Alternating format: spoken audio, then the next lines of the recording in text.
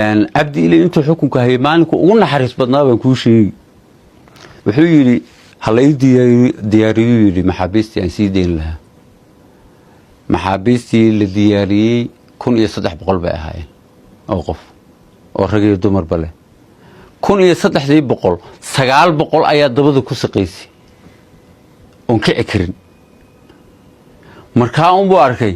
dad uun gurguuran oo sida ku soo socda والله maxaa ku dhacay dadku ma socdaan lugaha laga haya ma kici karaan markaas cafisku waa kansar buu yiri dib celiya dadku kuma bisi dhaxdeyn ka roo yiri dadkan dabada ku saqaya jeelka hadaynu ka baxa dhahno xagee tagayaan dib loo celiyo dib loo celiyo ninkii komishineerka la dhigi jiray